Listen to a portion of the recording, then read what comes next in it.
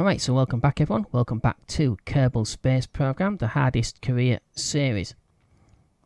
It's year 3, coming to the end of day 133. I've spent a lot of the science on 2 tech nodes. Unlocking space exploration and simple command pods. So that's the science we got from the previous episode. They're back down to 38.8 science. Got 876,603 cash. And still 74% on reputation, obviously. We've got 2 new recruits, Rayson and Leia. Rayson is a pilot and Leia is a scientist. Okay, so we have the SA-4 launched LV. That's the launch vehicle we used previously in the previous episode. And it's a Kostok suborbital test flight. Now I've done 2 unmanned suborbital test flights with this spacecraft and boost already. So now we're going to go for a manned suborbital test flight. If it checks out okay, we'll go for an orbit in the very next flight. So by the end of this episode, we should have a Kerbal in orbit, hopefully. Okay, so we'll head to the launch pad. I think we're ready. Head to KFC Launch Complex 1, Pad B. We shall begin the mission for today.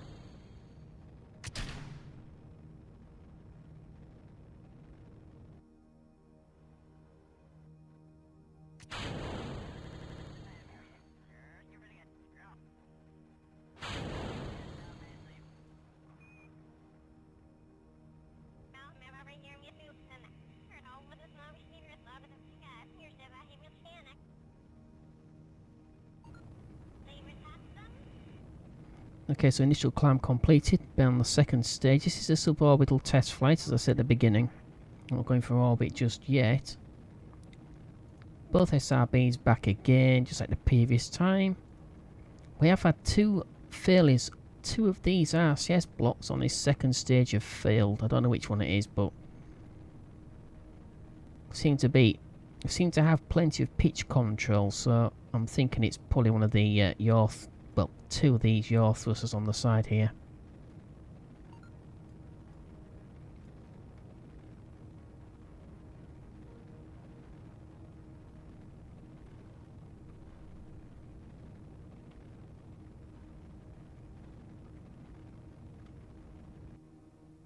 Okay, so 124 kilometres.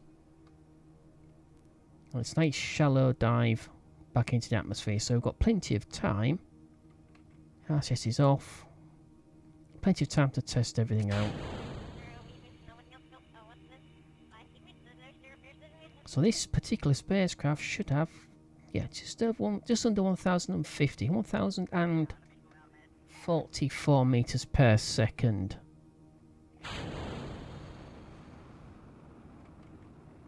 We do have RCS, but it's only linear thruster, so we only get pitch control and yaw control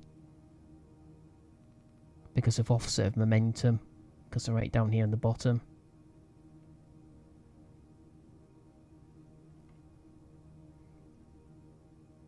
I think that's about zero in altitude at periapsis. Okay. Gives us 16 minutes worth of play around time. Okay, first core stage is back. We might get, actually no we won't, I never fit any parachutes to that second stage, but if I fitted some parachutes to that second stage we just got rid of, we might got that back as well. Oh, but it's not critical. Okay, antenna deployed. RCS is active.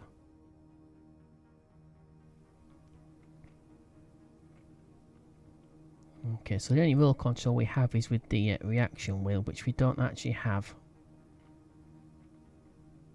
So I've got no reaction wheel whatsoever.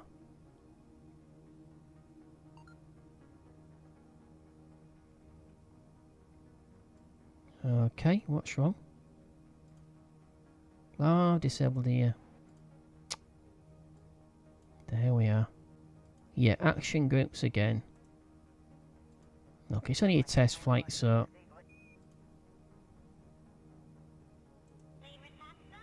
And we're only at 25% normal power as well. And the other one? Pretty sure I already enabled these on action groups, but... I can't have done. Okay, so Valentina is the first Kerbal in space. So I might as well use Valentina because she's lagging behind Jeb and she's rather annoyed at it. So she wanted to do something, be the first Kerbal to do at least do something. Okay, as you can see, we've only got attitude control by offsetting our momentum. So the centre of mass is here. The south thrusters are beneath that.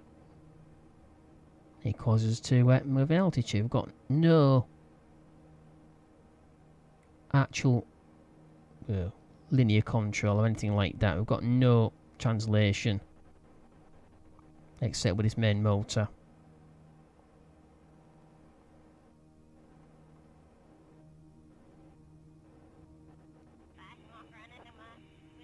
Okay. It's only suborbital.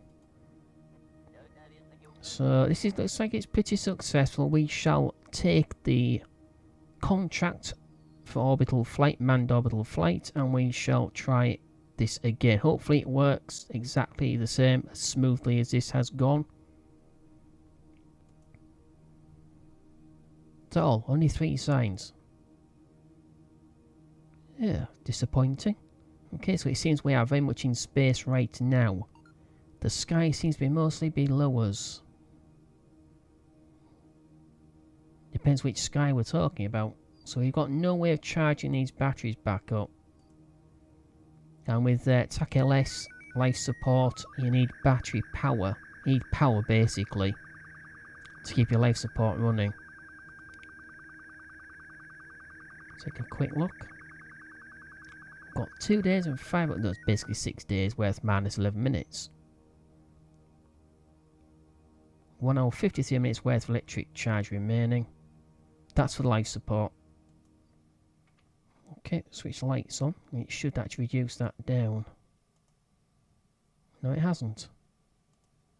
And yet somehow we are actually using electric charge. I don't suppose an hour 53 minutes is really touched that much by having a light bulb on. Okay, anything else? Not really. We've got no real extra room for any extra sort of science reports, anything like that, or equipment.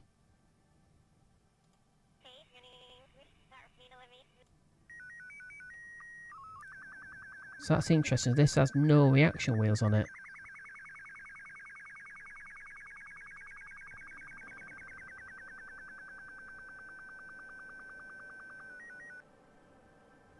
Monoprop. As you can see, the RCS uses monoprop, which is the stock fuel for the RCS. However, this engine is hypergolic and it uses NTO and everything 50. NTO being nitro tetric oxide, or nitric tetric oxide, depending on who you speak to. And everything 50. Which react together, which cause an ignition in a vacuum. So that is a real fuel combination. I think that's it. I think we're done.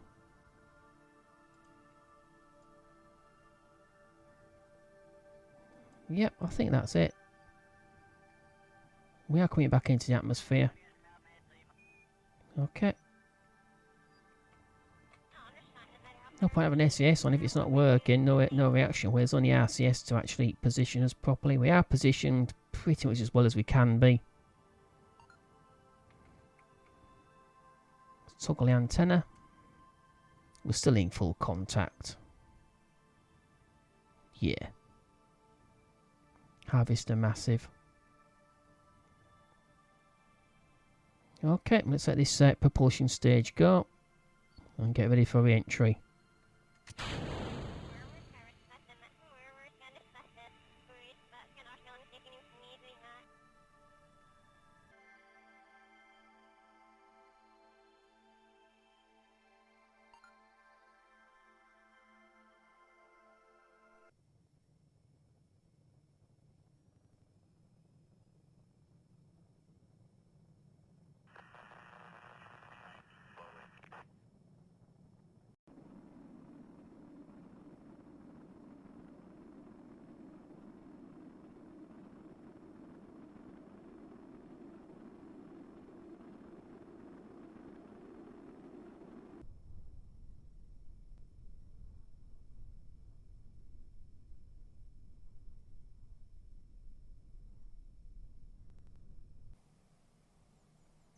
Okay, so Valentina successfully recovered after a suborbital test flight.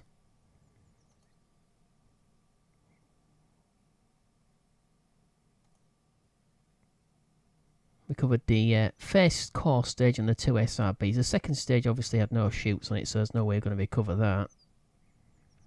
And again, she's not gained any experience. Okay, Mach 2 ribbon for Mach 2 below 30,000 meters.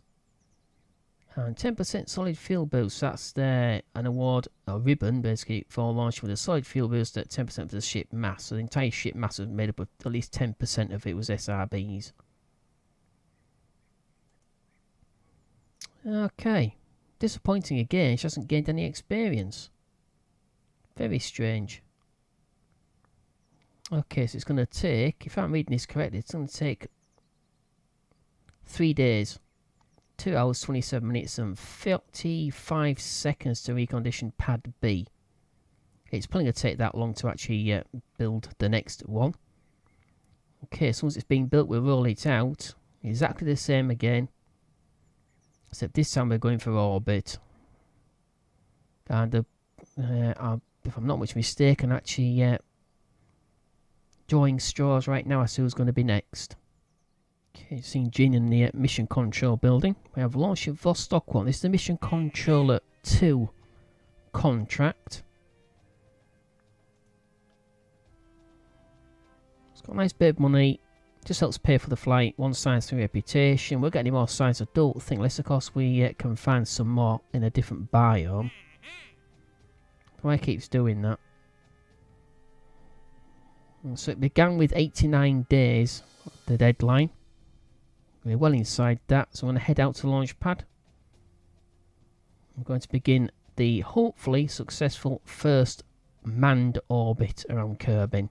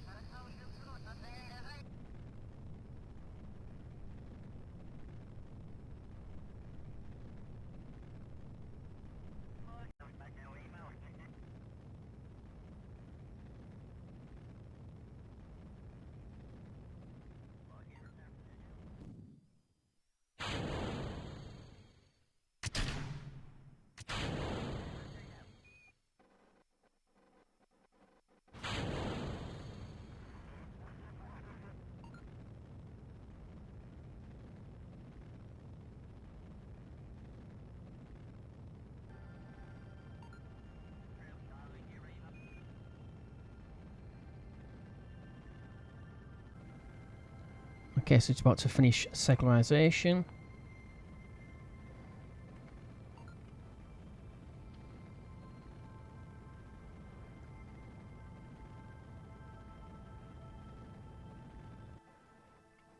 Okay, about there. Should be fine. It's about 180, about 128 kilometers.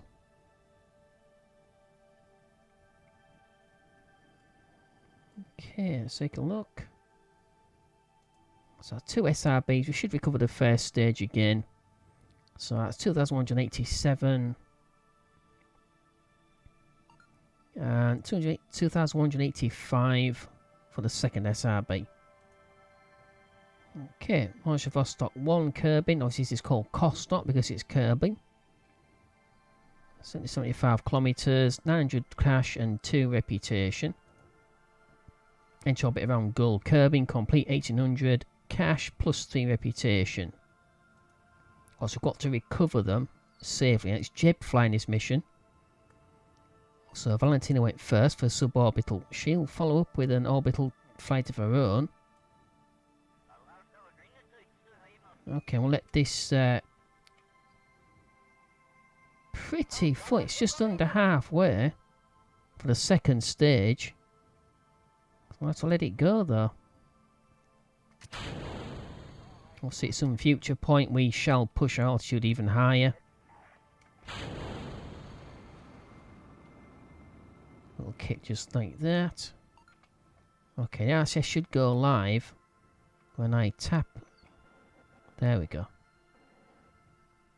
So it activates the antenna and the RCS this time, so I remember to do that. Okay, let's set the first stage is back 12,409. That's nice. So we've got the 2 SRBs back again and the first stage. Okay.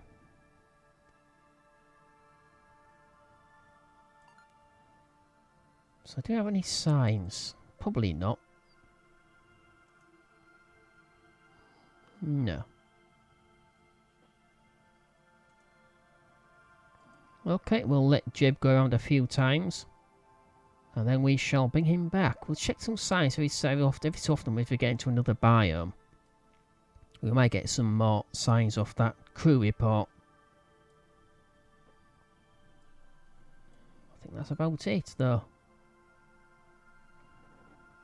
Man doing a flyby.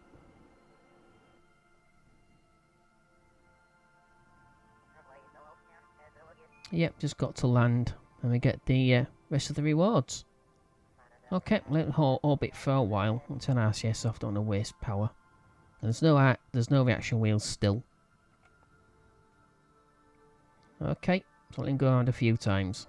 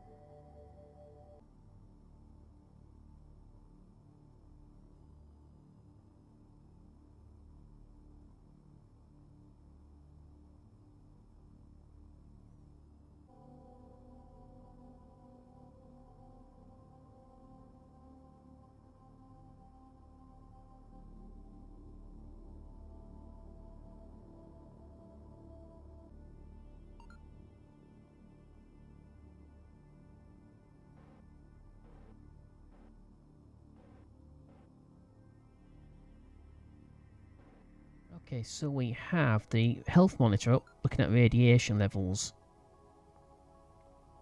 So right now he's at 510. That's his lifetime doses. He's gaining 2,255 a day. As we come down in altitude, that should reduce if we keep watching. Yeah, so there we go. So down to 1.50. So it's down to 254 now. We've got no radiation shield on this capsule right now.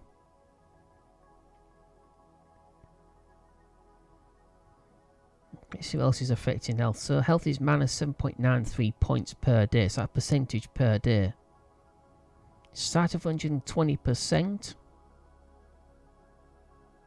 To 98.79 because he started with 120. 20% extra. So's Bill. He's got 120. Bob, obviously. Leah and Racing, the two raw recruits, have no boost, but Valentina's got 10% boost, 110 she starts with. Let's see what else we've got. He's level 2, okay. Condition hit points, yeah, we've just seen that. Confirm is minus 7.43, so it's confinement that's causing his health loss right now, not radiation. He hasn't received any sort of major dosage of radiation yet. His exposure, however, is 70.64%.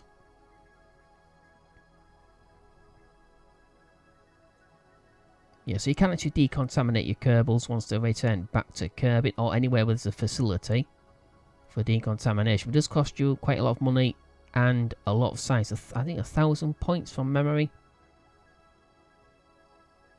Well, most of that minus 7.93 is coming from the minus 7.43 with assigned and microgravity. Connected gives us a 0.5 boost. It's not too bad. Okay, I'm going to check it on the dark side. Go back around again. I'm going to check the radiation levels on the dark side. 1 hour 14 minutes worth of electric charge for life support right now. Keep an eye on that. Once it comes down to about 20-30 minutes, we shall have to deorbit.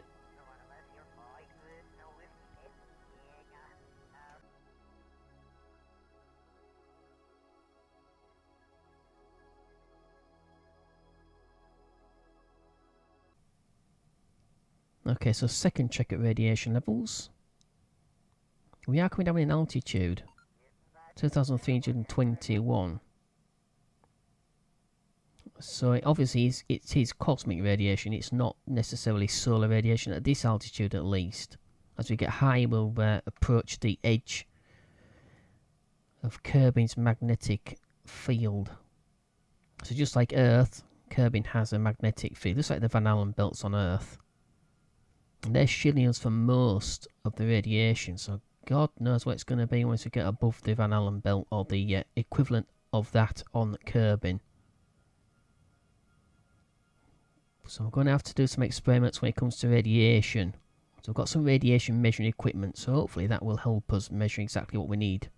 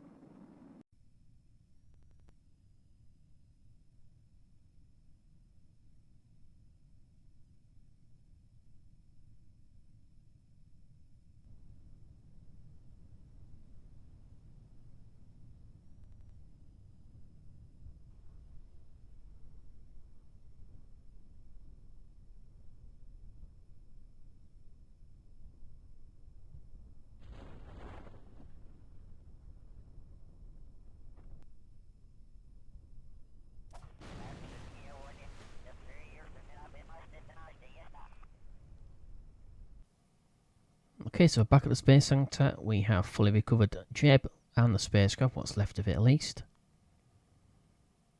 1 point of science, even though we didn't actually collect any for recovering something from orbit, so that's good. 145, that's just for the ballistic capsule, nothing else except the first and second stage, the first stage and the 2 SRBs. We lost the second stage, which is pretty obvious. No experience gain. Wow. Okay. Well, being the first Kerbal in, in orbit, not space. Well, if we complete any exceptional contract, which I'm pretty sure he's already done that. And again, was that what Valentina got? 10% of the ship mass was down to SRBs. So nothing for the first orbit. Ah, okay, unusual. It'll take 3 days to recover the refurbished pad. Okay, so in this episode, and the end of Jeb and Valentina's 2 missions.